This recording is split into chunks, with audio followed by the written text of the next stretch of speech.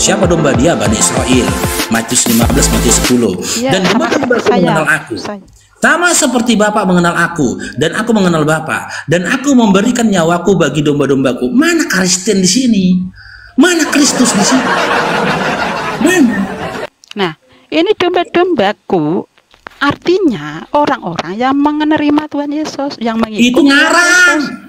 Itu ngarang. Di mana datanya? Itu kan di mana datanya? Dikatakan domba-domba itu adalah orang yang mengenal Kristus Yesus. Mana datanya? Ini kan domba-domba kok, aku termasuk adalah domba-dombanya, bukan kambing-kambing. Iya, kambing-kambing mana itu kamu. Ketika Kambing-kambing itu kalian yang di sini menolak adalah yang mengikuti Yesus, mana itu loh, Bang. Nah, ini diperumpamakan, Bang. Kami yang mengikuti Tuhan Yesus adalah domba-domba karena kami mengikuti. Ngarang yang disebut adalah kambing-kambing, Bang, gitu. Yang saya tanyakan, Dinda Kedamaian, dari data Yohanes 10, 14 sampai 15 ini, narasi yang mana mau kau giring ke Kristen? Narasi yang mana? Kalimat yang mana dari narasi ini yang mau kau giring ke Kristen? Kalimat yang mana? Coba domba-dombaku itu artinya apa?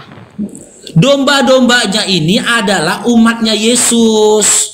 Siapa dia? Matius 15, Matius 10, Bani Israel, bukan Bani pemakan babi. Saya Bani Israel karena saya percaya kepada Bani Israel. Loh, kalau Anda Israel, ya, sebutkan nasab Anda sampai kepada Bani Israel. Dari 12 anaknya Bani Israel, anaknya Yakub, Anda anak keturunan siapa? Saya belum ini, Bang, karena saya baru belajar 5 hari. Bagaimana saya menunjukkan ke situ, Bang? Saya belum belajar. Makanya gini, Dinda, dengar ya, syarat Anda menjadi OT, Anda harus berdusta. Nah, Anda harus berdusta. Dengar dulu, giliranku sekarang. Dengar dulu, dengar dulu.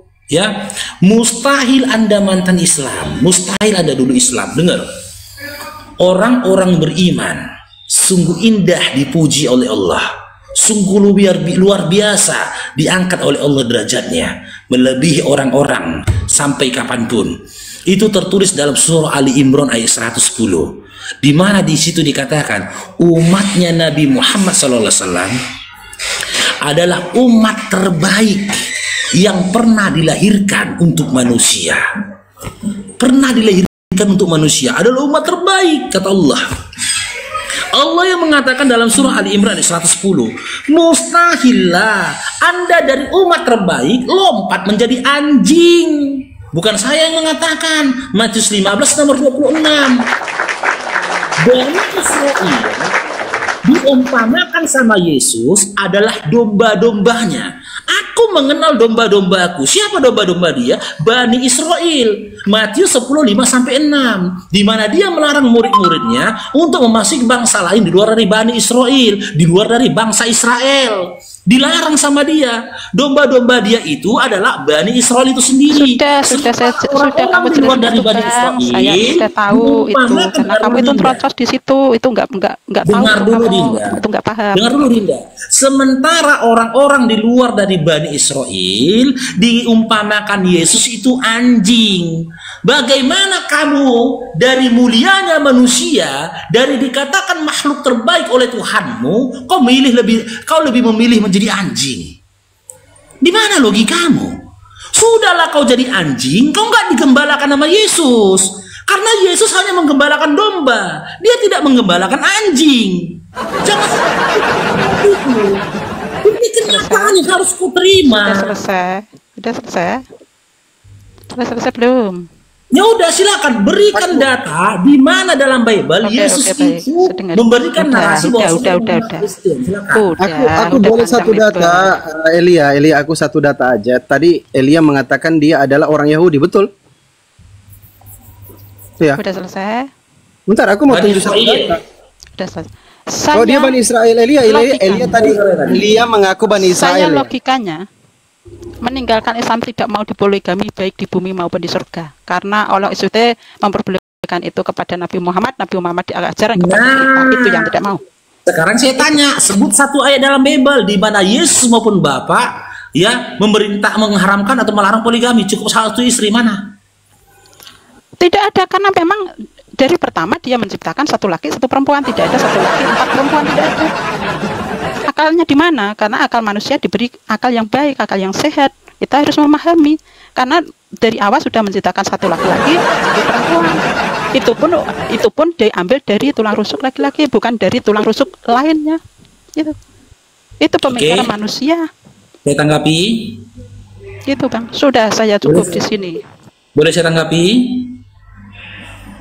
Oke. Inilah tak berkembangnya akal manusia. Karena kebencian dalam hatinya, dia berupaya menutupi kewarasannya, akal sehatnya. Ya jelaslah, gak mungkinlah Adam itu poligami. Karena wanita pada saat itu cuma satu, yaitu Hawa. Poligami ya yang dijadikan solusi, diberikan Allah solusi di dalam Islam, ya itu bukan perintah. Dan umat Islam bukanlah umat yang pertama kali melakukan poligami. Bukan. Bahkan umat Islam lah yang menertibkan manusia pada masa itu, di mana manusia sebelum zaman Nabi Muhammad SAW memiliki istri yang tanpa batas. Kalian nggak pernah tahu beberapa dari sahabat Nabi Muhammad SAW yang tadinya punya istri 10, punya istri 9, begitu dia Islam, diceraikannya istrinya. Dia pilih 4. Dengan berat hati diceraikannya istrinya. Dipilih 4. Di zaman dulu, ya zaman jahiliyah dulu, perempuan itu nggak ada harga dirinya. Sampai di zaman Yesus pun tidak ada harga diri perempuan. Boleh perempuan itu memiliki di poligami sampai 10 kali, 100 kali. Bahkan satu perempuan boleh punya laki-laki 100. Zaman jahiliyah dulu, kalian tutupi mata kalian dari sejarah itu. Satu orang perempuan itu boleh ditiduri oleh 100 laki-laki. Ketika nanti dia hamil, dia tinggal tunjuk siapa laki-laki yang menghamili dia. Jadi itulah bapaknya dari anak-anaknya. Syariat Islamlah yang menumpas perbuatan itu. Islamlah yang menghentikan perbuatan itu. Itu perbuatan yang tidak bermoral. Makanya kata Nabi Muhammad SAW, dia diutus ke dunia ini untuk menyempurnakan akhlak. Sementara ketika Yesus diturunkan ke dunia ini, dia nggak bisa, dia nggak mampu untuk menghentikan itu. Gitu loh. Bahkan dulu orang-orang dulu bisa mewarisi istri dari bapaknya, bisa diwarisin. Meninggal bapaknya, ahli dari perempuan itu adalah anak laki-lakinya. Dia boleh menikahkan istri bapaknya kepada orang lain, di mana maharnya itu dia ambil untuk dia. Kalau dia tengok cantik mantan istri dari bapaknya, dia nikahi mantan istri bapaknya, dipakai mantan istri bapaknya. Makanya aku sering menarasikan, bertanya dalam oten, adakah larangan dari Yesus untuk kalian kawini mama kandung kalian? Makanya aku bawa narasi ini.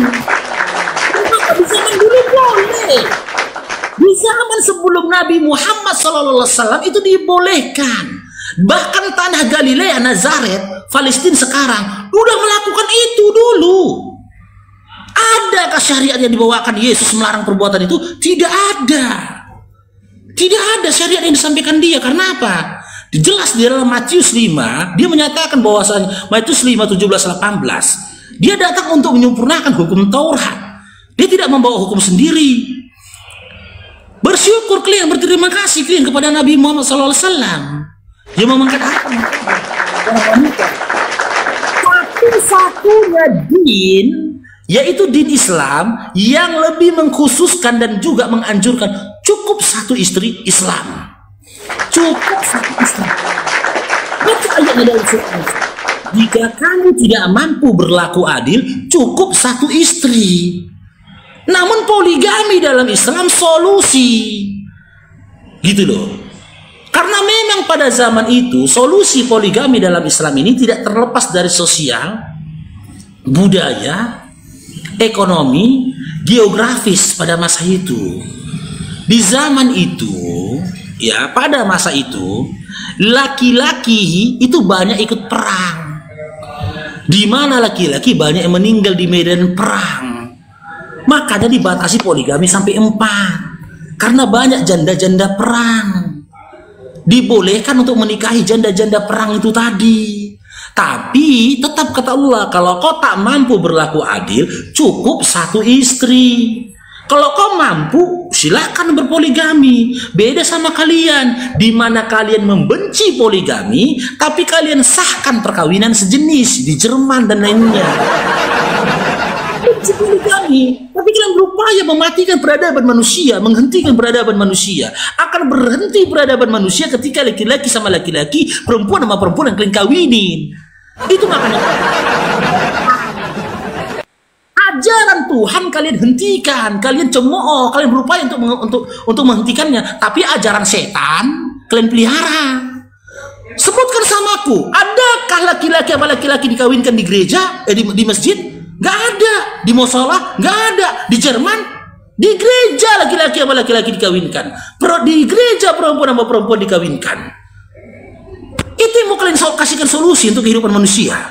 Kalian berupaya menolak poligami dengan kebencian kalian terhadap syariat Islam, tapi kalian lebih sepakat, setuju dan tutup mata ketika laki-laki sama laki-laki dikawinkan, ketika terjadi perzinahan. Contoh ini itu videonya itu Leipandi itu, tahu itu ajaran Tuhan itu. Kenapa kalian teman-teman Kristen tidak fokus membahas itu? Coba itu, tutup mata kalian kan? Kenapa para gereja tidak fokus membahas itu dan mengecam perbuatan itu? Itu di belakangnya pendeta itu. Dan pernikahan itu terjadi di gereja itu. Coba, kalian lebih setuju pernikahan sejenis daripada poligami? Nah benar kan poligami? Itu cipokan loh, cipokan mereka. Pendeta menikah dengan pendeta. Botak juga. Sama lah. Latih kita. Aduh.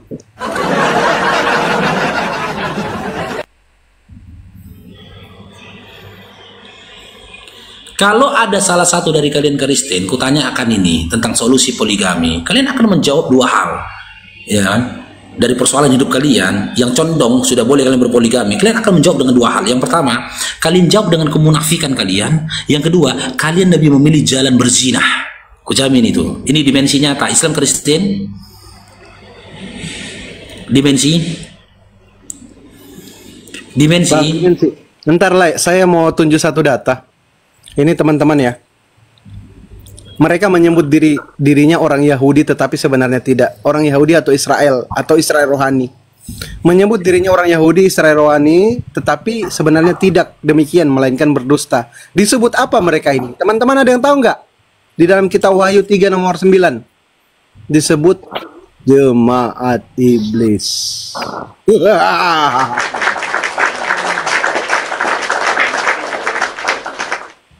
Silakan Bang. Agamanya apa Bang? Kristen saya Bang. Siap, salam kenal. Salam toleransi. Silakan, ada yang mau ditanggapin Bang? Ada tadi itu ayat-ayat larangan menikahi ibumu. Silakan tunjukkan Bang. Ada dimensi. Ada Bang. Larangan dari Yesus yang tertulis dalam Bible untuk kalian dilarang mengawini mama kandung, bapak kandung, saudara kandung. Adakah? Larangan dari Yesus langsung itu dari ucapan langsung tidak ada, tapi di Bible ada Bang. Ya, ini jujur, dari Yesus tidak ada, di Bible ada, tapi adanya di Bible aturan itu untuk Bani Israel. Dalilnya mana? Ulangan 33 nomor 4, Ulangan 4 nomor 44. Jika Anda bawa kitab imamat itu ketentuan hukum yang bahagian dari Tauratnya Yahudi, dari Tauratnya Musa yang diturunkan untuk Bani Yakub. Ulangan 33 nomor 4. Dan itu adalah hukum yang ditetapkan kepada umatnya Musa ketika lepas dari cengkeraman Firaun. Tertulis dalam Ulangan 4 nomor 44. Ya, tapi yang saya tanya dari Yesus untuk Kristen. Tapi kita mengimani ayat itu Bang. Imamat 18 ayat 8. Oke, sekarang saya tanya. Apakah Anda makan babi? Ya. Oke, di mana Anda biar saya bunuh? Anda kan imani itu kan? Yesaya 66:17, perintah Tuhanmu, pemakan babi, tikus dan binatang menjijikkan disuruh bunuh. Anda imani tadi kan? Abang mau halalkan darah saya? Bukan saya menghalalkan darahmu, tapi Yesaya 66:17 yang menyatakan halal darahmu. Tapi abang barusan itu omong itu di mana posisimu biar kubunuh, abang bilang. Iya, biar saya bunuh. Karena Ya, memang Yesaya 6:17 kitabnya Yahudi memerintahkan seperti itu. Tadi kan Anda katakan Anda beriman sama kitabnya Yahudi, ya kan? Mertole jongjong lah kau situ Paruk. Kan marah kau Dinda kan? Emosi Dinda kan? Mertole Kamu jongjong kau tadi situ. yang mengatakan bahwasanya kau beriman kepada kitabnya Yahudi. Kitab Yahudi memerintahkan pemakan babi disuruh bunuh dengan pemakan binatang menjijikkan. Kau di mana? Biar kita uji. Gitu loh. Apa kau memang beriman kepada kitab Yahudi? Kalau kau beriman sama kitab Yahudi, serahkan nyawamu karena aku udah ngaku makan babi. Ya, kau mau bunuh aku, mertole jongjong kau dulu di situ aku bilang. Paruk. Dia marah dia. Ya, kalau kamu suruh aku kayak gitu, panggil mamakmu, suruh ke rumah. Kau mertole jongjong kau mamamu kan di situ Paruk. Kan udah kemana-mana diskusi kau. Makanya jangan coba-coba kalian ngemis dari kitabnya Yahudi. Ada harga yang harus kalian bayar ketika kalian mengambil kitab Yahudi. Perbuatan kalian tidak selaras dengan Taurat. Jauh. Kan halal darahku sama kamu Paruk. Mertole jongjong kau situ. Maho lahe. Jaga muncung. Pasar kali muncung. Mertole jongjong kalian situ. Woi, bujang inam, diamlah kau. Kau mau diskusi atau tidak? Kok marah-marah kau? Itu kita perintahkan habiskan katanya, bunuhlah. Kalau misalkan kau makan babi dan hewan-hewan yang lain, kok kau marah-marah kau lah? Alamak. Dia lepet. Lahe.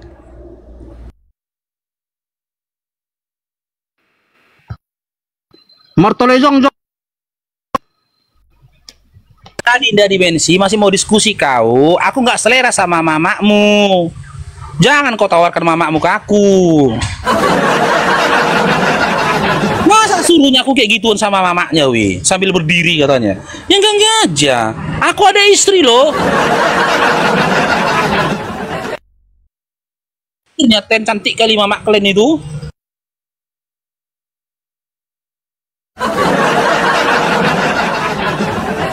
Kali diskusi di sini, bah. Puas bicaranya. Jadi kan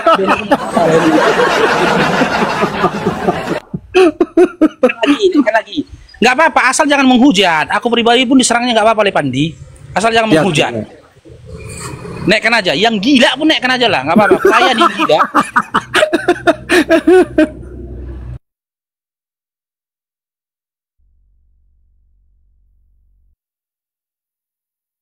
Kok banyak yang marah-marah di bawah ini, naiklah kalian. Kalau mau maki-maki Faruk boleh. Tapi jangan Islam, jangan Nabi Muhammad kalian serang. Kugas kalian. Kubacakan ayat-ayat porno kalian. Lanjutlah, lanjut.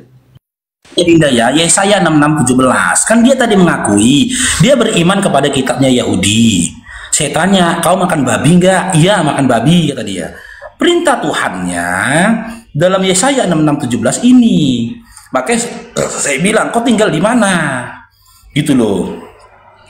Tunaikan ini kata Tuhanmu ini dalam kitab Yesaya ini. Kalau kau memang beriman sama kitab Yahudi, Yahudi memang benar. Kalau nggak diasingkan dibunuhnya pemakan babi.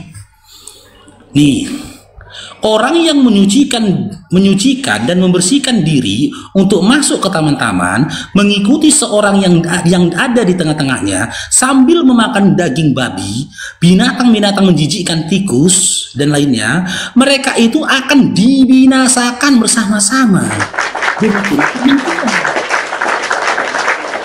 firman Tuhan yang disuruh gitu loh. Daripada kau bunuh diri, mending kau kasih tahu kau di mana. Kita bikin hitam di atas putih.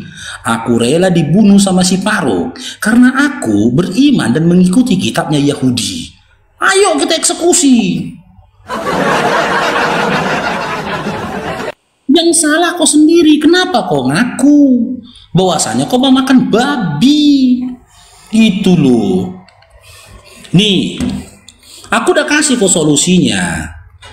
Ya, nih ulangan. Aku udah bilang itu untuk Yahudi, jangan coba-coba. Tetap kau mau berpegang kepada kitabnya Yahudi nih. Ulangan 33 nomor 4 nih. Tunggu banyak yang panas di bawah. Kami di sini di Tapaloni Utara katanya. Bunuhlah katanya.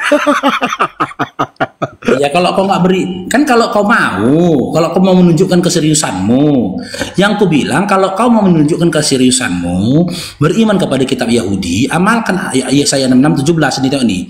Musa telah memerintahkan hukum Taurat kepada kita, suatu milik bagi jemaat Yakub. Hukum Taurat dan segala ketentuannya itu suatu milik bagi jemaat Yakub. Sekarang Ulangan 4 nomor 44. Nih. 4 nomor 44 sampai 46 kita baca ini.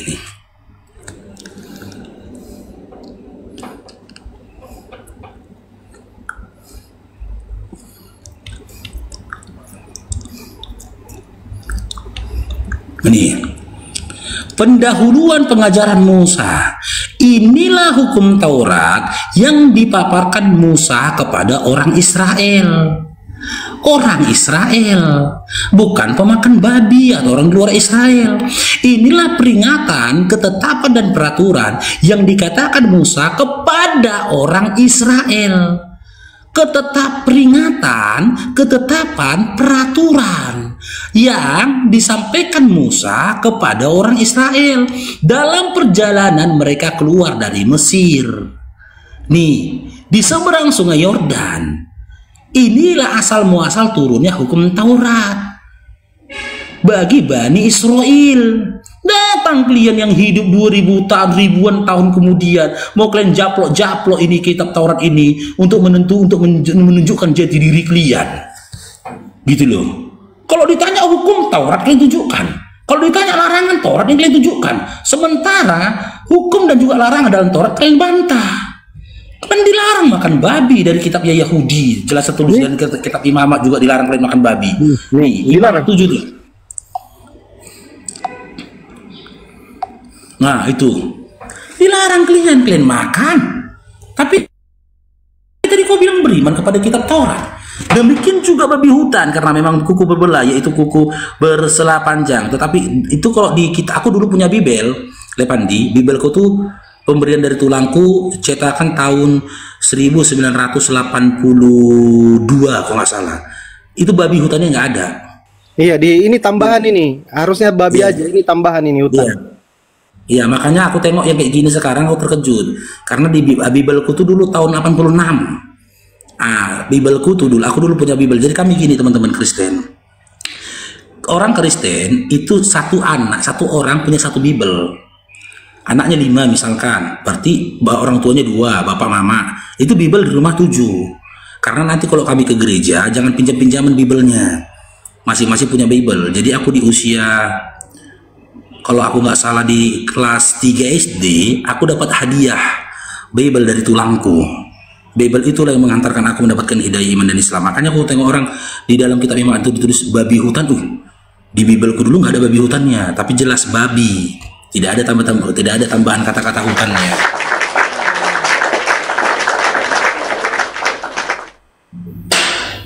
Cuman dulu setelah aku selesai dengan Bible, kupulangkan Bible-nya ke rumah bapakku dulu. Kupulangkan, ku bilang udahlah, aku gak mau lagi baca-baca ini, ku bilang. Bible-nya masih ada.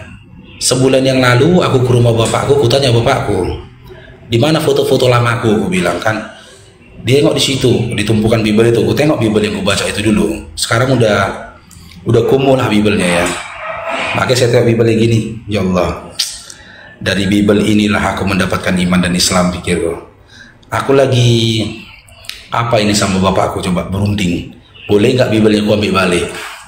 Rencana mau ambil balik. Jadi kata-kata atau kalimat yang sudah direvisi bisa ketahuan teman-teman. Ya, di Bibel tahun 1986. Itu kata-katanya lebih vulgar lagi dari kata-kata yang sekarang. Kalau sekarang kan udah direvisi itu, banyak sudah direvisi itu, gitu loh. Ayo silakan, adik-adik Oten.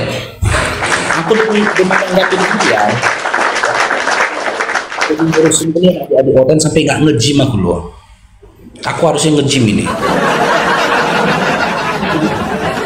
Demi memuaskan birahi kecintaan kalian ke aku adik-adik Oten, aku nggak nge-gym, kulayani kalian. Stop ajaran cabul. Yang cabul itu ya, ada sosok yang turun ke dunia dia harus melalui perawan anak kecil. Itu cabul itu. Kenapa nggak pakai perawan janda?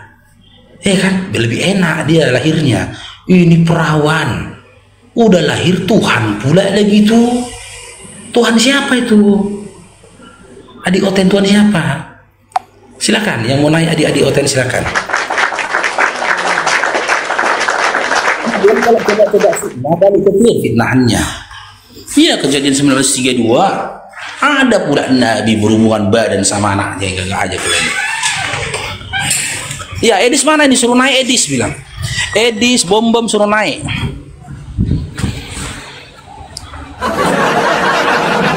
Ya.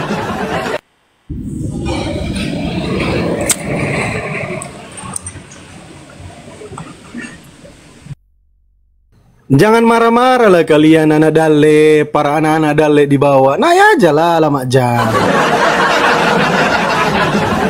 Kitab kalian yang kalian komplain, jangan kitab kami. Kitab kalian yang kalian komplain. Kenapa kitab kami kayak gitu? Rusak kali isinya. Parah kali isinya. Ngeri kali, woi. Silakan teman-teman Kristen, ayo. Kirim permintaan lah, silakan. Yang Kristen.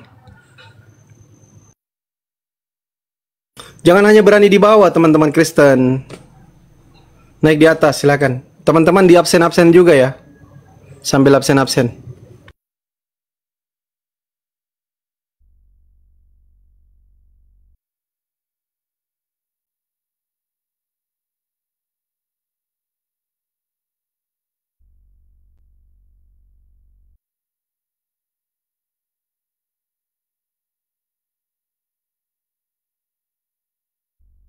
Ayo di absen-absen juga, di share-share juga teman-teman ya. Silakan teman-teman Kristen. Manukun marga mau ito ai boruaha dohamunada ito parsalendang narara ai boruaha dohamunada ito.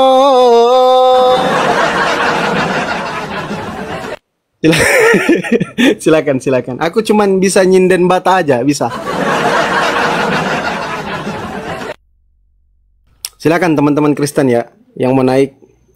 Molona mari botok do, dang salah marsipa kulinganda ito. Lanjut, silakan teman-teman Kristen kalau mau naik kirim permintaan.